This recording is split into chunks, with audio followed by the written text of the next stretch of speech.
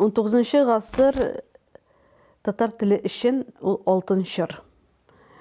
Бұл шырда татар әдәби тілі халық тілі элементлары белән бай, ул халыкка якыная. 19 ғасырда татар тілі Россия киңлекләрендә функциональ дәүләт теле статусында була. Бу телдә төрле рәсми документлар языла, бу телдә әдәби әсәрләр иҗат ителә, бу телдә дәреслекләр языла һәм иң мөһиме 19 ғасырда татар теле төрле типтагы уку йортларында укытыла башлый. 1804 елда Казан университеты ачылгач, бу уку йортында да татар теле махсус фән буларак студентларга өйрәтелә башлый. Әлбәттә, беренче чиратта татар теле 19 ғасырда югары уку йортларында татар булмаган милләтләр өчен өйрәтелә. Моның сәбәбе ачык.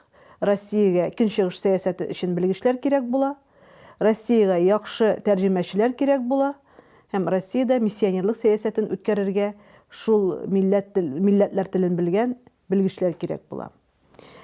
Шул нисбәттән төрле уку йортларында татар теле укытыла башлагач, әлбәттә, татар теле укыту өчен грамматикалар, дәрес китаплары, хрестоматиялар, сүзлекләр кирәклеге көн тәртибенә куела.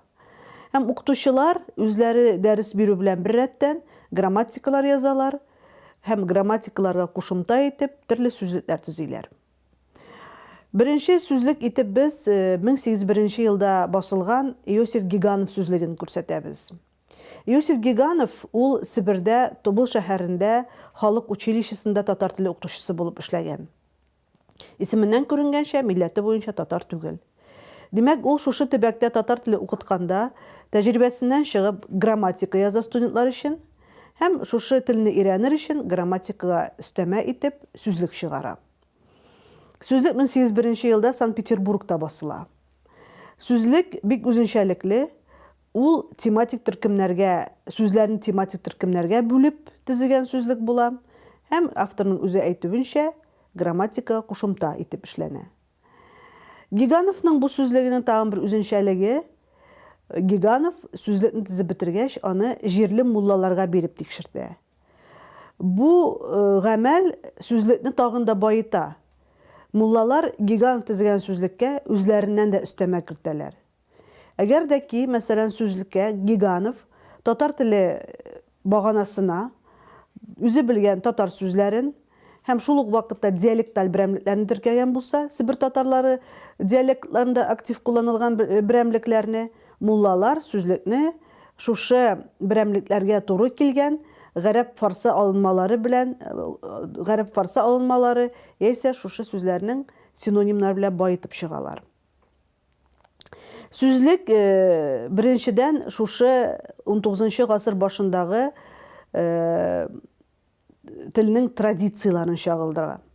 Ягъни монда язма тел традициялары чагылыш таба. Икенчедән фонетик яктан Сибир татарларына хас булган үзенчәлекләр өстенлек итә. Мәсәлән, яңгырауларның саңгыраулашуы, цылаштыру күренеше фонетик яктан сүзлектә чагылыш таба. Ә икенче яктан сүзлектә әйткәнемчә, әдәби тел берәмлекләре белән бер рәттән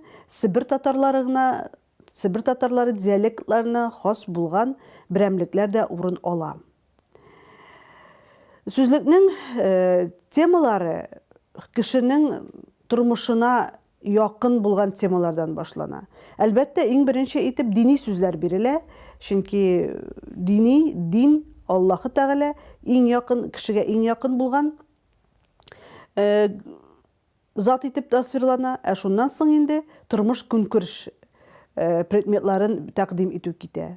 Мәсәлән, туганлык терминнары, үсемлек атамалары, ризык атамалары, кешенең тән төзелеше һәм башка шундый темалар тәкъдим ителә.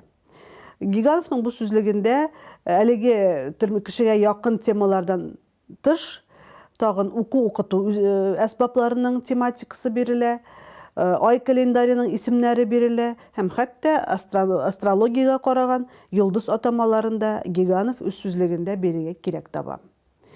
Ягъни бу сүзлек әйткәнемчә 1801 елда басылып чыга. Алга таба сүзлек төзү практикасы тагында активлаша һәм 1833 елда Казанда бик зур сүзлек дөнья күрә. Ул Троянский сүзлеге. Троянский үзе тумышы белән хәзерге Арча районына кергән Апаз авылыннан була. Аның әтисе рухани була. Югары белем алганда ул әлбәттә дини белем ала. Рухани семинариясында Казанда, рухани академияда укый. Әмма бу вакытта әле рухани академияда татар теле укытмаганнар. Гиганов үзлегеннән, Троянский үзлегеннән татар теле өйрәнгән. Һәм инде берникадәр авылларда эшләгәннән соң аны үзе укыган Казан рухани академиясына татар теле укытучысы итеп чакыралар. Һәм бу академияда ул мөселманнарга каршы әзерләнә торган миссионерлар бүлегендә укыта.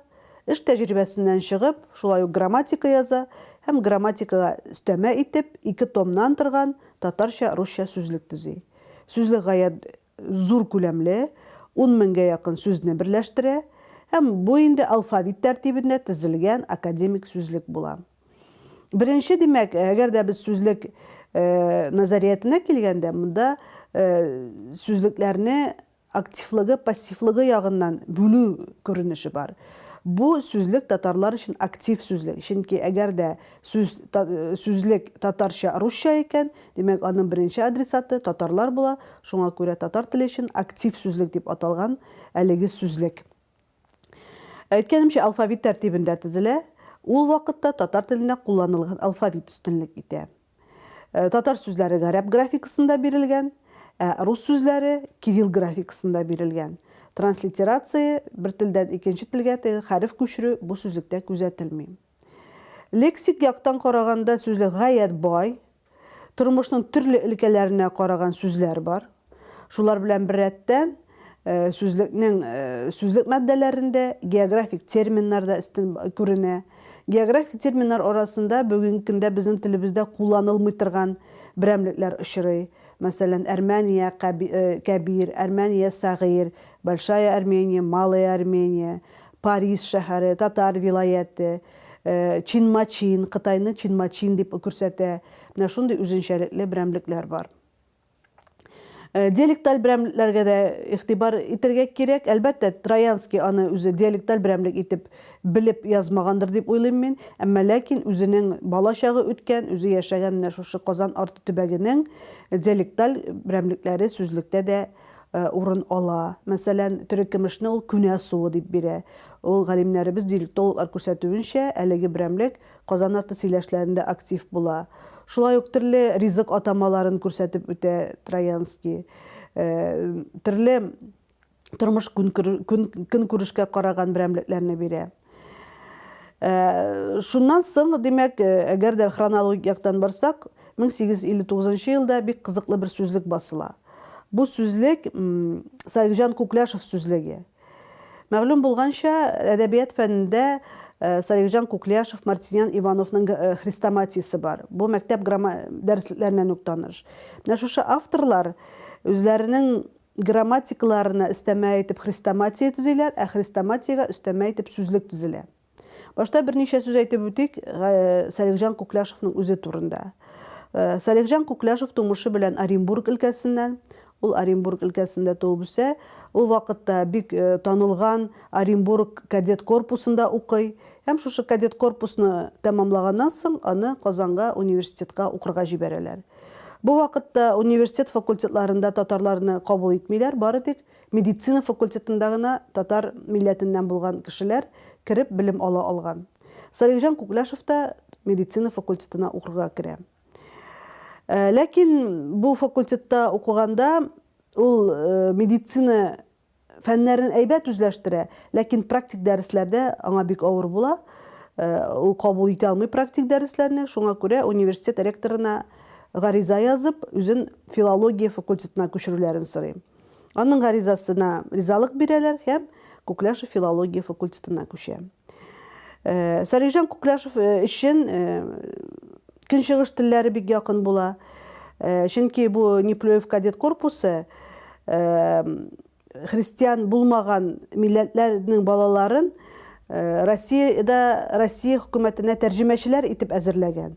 Һәм Кукляшев та шул төркемдә укып, гарәп, фарсы телләрен бик яхшы үзләштергән була.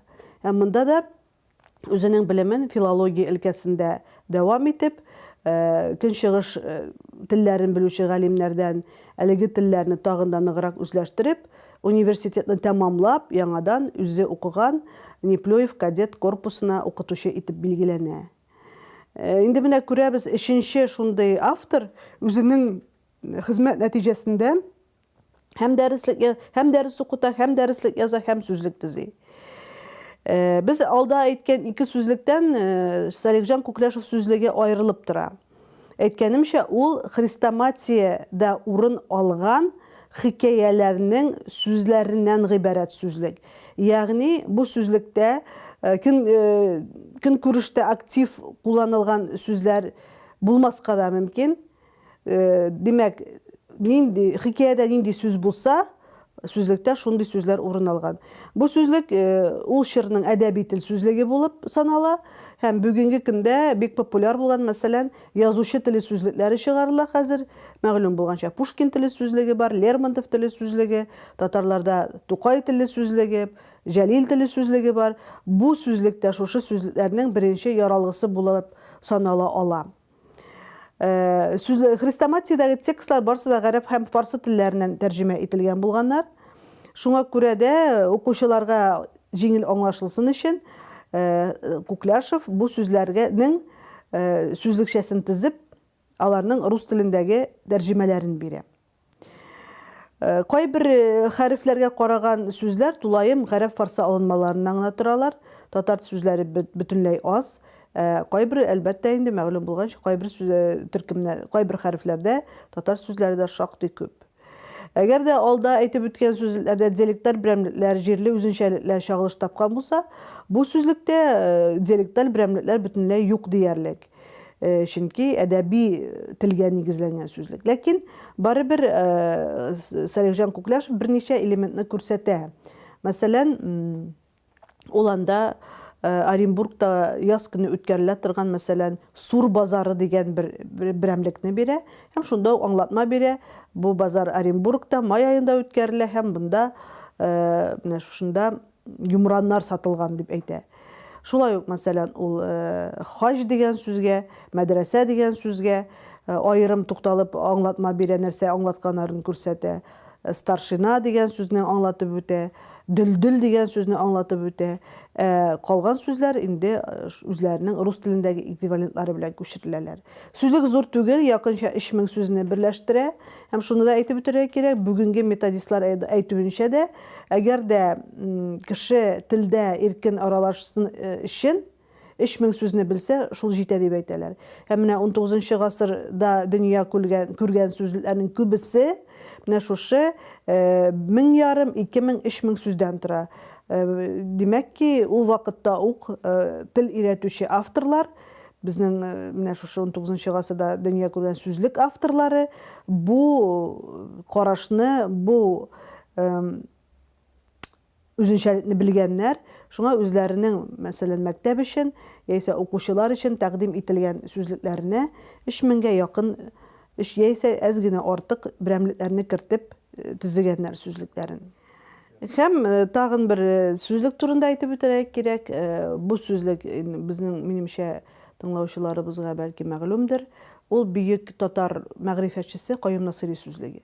Каюм Насыйриның берничә сүзлеге мәгълүм. Беренче аңлатмалы сүзлеге ләгъҗәи татари. Без бу турыда тукталмыйбыз, чөнки ул аңлатмалы сүзлек.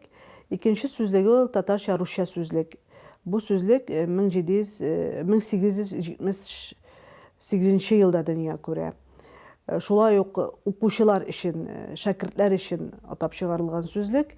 Сүзлекне Амашевлар дигән татар байлары чыгаралар. Сүзлек мәдрәсә шәкертләренә дә, шулай ук учительская школа шәкертләренә дә адресланган була. 3000 сүзне берләштерә, алфавит буенча төзелгән һәм кирәкле булган иң актив берәмлекләрдән генә торган сүзлек. Сүзлектә Каюм Насыйри һәм татар, һәм рус укучысының мәнфәгатен искә алып төзи. Татар сүзе гарәп графикасында һәм кирилл графикасында транслитерациясе белән бирелә, һәм рус сүзе дә кирилл графикасында һәм гарәп графикасында транслитерация белән бирелә. Әйткәнемчә, актив лексик берәмлекләрдән гыйбарәт, ләкин шулай ук үзенчәлекле сүзләрне дә табарга мөмкин. Бигрәк тә урта диалектның тау ягы сөйләшенә хас булган берәмлекләрне күрсәтергә була бу сүзлектә. Чөнки Каюм Насыйри үзе дә шул сөйләшнең вәкиле буларак, ул турыдан-туры әлеге берәмлекләрне сүзлекләренә кертеп җибәргән. 19 гасырның беренче яртысында нигездә мәктәп өчен, нигездә татар теле өйрәнүчеләр өчен чыгарылган сүзлекләр өстенлек итә. Бу сүзлекләргә килгәндә аларның уртаклыгы русларга татар теле өйрәнү өчен дип аталган сүзлекләр була. Сүзлекләрнең күрәбез авторлары да нигездә рус фамилиялы кешеләр. Алар инде үзләре мәгәен миссионер булганнардыр, Каюм Насыйридан башка. Әмма ләкин без бу очракта аларның тарихи, сәяси эшчәнлекләренә, аларның сәяси фикерләренә кагылмыйбыз, карамыйбыз. Безгә аларның сүзлек төзүче буларак, менә шушы гасырдагы телнең берәмлекләрен теркәп калдырган кешеләр буларак безнең аларга хөрмәтебез зур. Һәм бу сүзлекләр татар телен, бигрәк тә 19 гасыр татар телен өйрәнүдә бик дәлилле чыганак булып торалар. Сүзлекләрнең авторларына килгәндә, алар барысы да югары белемле кешеләр, үз чорына күрә бик мәгърифәтле кешеләр. Аларның күрәбез дини уку йортларында эшләүләрен, аларның дини уку йортларында укулары мәгълүм. Шулай ук, мәсәлән, безнең Троянский рухани академияда укыган булса, Каюм Насыйри ул Казанда мәшһүр Апанай мәдрәсәсендә укыган була. Аларның яшәү шартлары да төрле була. Кемдер авылда яши, кемдер шәһәрдә яши. Шуңа күрә дә сүзлек төзүдәге үзенчәлекләр, сүзлектәге берәмлекләр үзенчәлекле булып саналалар. Гомумән алганда 19 гасыр сүзлекләре бүгенге көнгә кадәр әле ныклап, тирәнтен өйрәнелмәгәннәр. Ни өчен шулай дип әйтәләр? Мин бу өлкәдә үзем инде зур хезмәтләр язсам да, һәр сүзлек аерым-аерым монография язырлык хәзинә. Biz сүзләребез җитми дип әйтәбез. Без төрле başka, мәсәлән, Европа телләреннән сүз алабыз. Ләкин 19 гасыр сүзлекләрен өйрәнеп, андагы булган, ынтылган лексик берәмлекләрне кире телебезгә кайтарсак, актив әйләнешкә кертсәк, бу татар теле өчен әйтеп бетергесез зур бер файда булыр иде. Шуңа күрә киләчәктә дә бу юнәлеш дәвам итәр дип уйлыйм мин. Безнең студентларыбыз, шәкертләребез әлеге юнәлештә үзләренең тагын эзләнүләрен дәвам итеп төрле фәнни хезмәтләр язырлар. Әлбәттә, бик әйбәт, бик күркәм эш булыр иде бу сүзлекләр хәзерге графикага ничектер күчерелеп, яңадан бастырылып чыгарылса. Беренчедән, менә без караган сүзлекләр, әйткәнемчә, менә бигрәк тә уку сүзлекләре, алар 3000-гә кадәр лексик берәмлекне туплаган сүзлекләрдә телнең үзгәрүе алай чагылмый. Чөнки ул дәрес өчен әзерләнгән минимум сүзлекләр дип әйтик инде. 3000 сүз ул аралашу теле өчен кирәк булган берәмлек. Зур сүзлекләрдә, мәсәлән, инде Троянскийда анда бик күп гомуми кулланышта булмаган, пассиврак булган, диалекталь булган, тарихи булган сүзләрне табарга була, әмма аннан да алда китеп, мәсәлән, Каюм Насыйриның русча татарча сүзлегендә күпләп без Европа алынмаларын күрәбез, андый хәлдә бар. Миссионерлар төзегән сүзлекләрдә, мәсәлән, гарәп фарсы алынмаларыннан качар өчен диалекталь берәмлекләрнең күбәюен күрәбез. Бигрәк тә Остроумов, Воскресенский сүзлекләр 19 гасырның икенче яртысында. Алар хәтта үзләре дә әйтәләр, гарәп фарсы алынмаларыннан азат итү өчен телне керәшен сөйләшләренә таянырга кирәк. Иң чиста, иң камил сакланган татар теле ул керәшен сөйләшләре дип әйтәләр. Һәм бу сөйләшләргә хас булган берәмлекләрнең күбесен үзләренең хезмәтләренә кертәләр. Менә шундый күренешләрне күрсәтергә була. Ләкин фонетик яктан сүзлекләр барыбер күпмедер күләмдә язма тел традициясендә чагылдыра. Мәсәлән, анда т-д күчешләре, яисә киңәйтелешле, тарайтылышлы авазларның параллельлеге күренә. Аннан соң, әлбәттә, фигыль мак формасында бирелә, аны да күрсәтергә кирәк. Аннан соң, сүз башы, ижек башы позициясендә дип әйтәбез, е белән җның тотырыклы булмавы барлык сүзлектә дә чагылыш таба бу вакытта.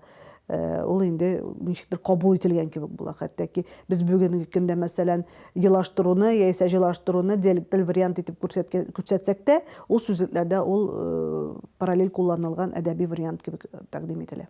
Татарча, русча, русча, татарча сүзлекләр бик кирәк булган, ихтыяҗ бик зур булган. Мин хәтта шундый чагыштыру, шундый санау үткәреп караган идем. Мәсәлән, 19 гасырда рус теле белән бәйләнешле дип әйтәбез, ике телле 140 төрле сүзлек чыккан. Булар арасында русча, инглизчә, русча, немецчә, русча, французча һәм башка телләр. Һәм шуларның шул сүзлекләрнең 13-е русча, татарча яисә татарча, русча. Бу Россиядә феномен, чөнки бер генә башка Россия халкы теле белән дә моның кадәр күп сүзлек чыкмаган. Мәсәлән, баранда бер-ике сүзлек чуаш теленнән, бер сүзлек мәсәлән казах теленнән, бер сүзлек кыргыз теленнән, бер сүзлек, ике сүзлек башкорт теленнән, 13 сүзлек татар теленнән. Ул инде татар теленең ул вакыттагы дәрәҗәсен күрсәтә. Ласковый дигән сүз. Татарча ничә әйтәбез? Мөлаем дип әйтәбез, гарәптән кергән. Ул вакытта мәсәлән шул троянский алчак дигән сүз бирә. Матур сүз бит. Диалектларда бар, минем ишеткәнем бар. Алчак кеше дип әйтәләр. Бик шундый рәхәт, мөлаем кешене без әлбәттә нидә әдәби телдә мөлаем дип кулланабыз. Дунай елгасын мәсәлән төрекләр дә Туна диләр. Троянский Туна дип белә, без Дунай дип әйтәбез. Менә шундый берәмлекләрне кертеп җибәрергә мөмкин булыр иде. Тимсах, аны кертеп 90-нчы елларда бер активлаша башлаган иде, крокодил дигән мәгънәдә. Хәзер ул бетте. Шулай ук безнең диалекталь вариант бар, мәсәлән, перчатки дигән сүз бар русча. Татарча ничек була? Диалектларда бик матур сүз бар, мишәр диалектна бишбармак диләр. Ләкин әдәби телдә бишбармак дигән сүз перчатки мәгънәсендә кулланылмый. Ул теге казахларның милли ашы белән. Троянский сүзлегендә әлдәван дигән сүз бирелгән, әл кул дигән бине. Бу төрекләрдә саклаган әлдәван, димәк, Троянскийда бар, ләкин бездә онытылган. Менә шундый берәмлекләр бар. Башка шулай ук мисаллар китерергә булыр иде. Һәм Каюм Насыйри сүзлегеннән, һәм башка сүзлекләрдән. Ләкин аерым ул процесслар бик актив башланган 90-нчы елларда. Хәзер тагын туктап калды. Мәсәлән, газеталарда бигрәк тә яңа сүзләр дигән рубрикалар басылып чыга иде. Я ул искергән сүзләрне кире кайтару, яңа уйлап табылган сүзләр. Хәзер без тагын ничектер тынычланып калдык бер мәлгә. Ләкин минемчә ул яңадан ул процесс әйләнер, ул бит инде тәгәрмәч кебек гел әйләнеп тора. Ул хәлләр яңадан теге яхшы мәгънәсендә мәйданга чыгар дип уйлыйм. Телнең чисталыгы, телнең байлыгы мәсьәләләре.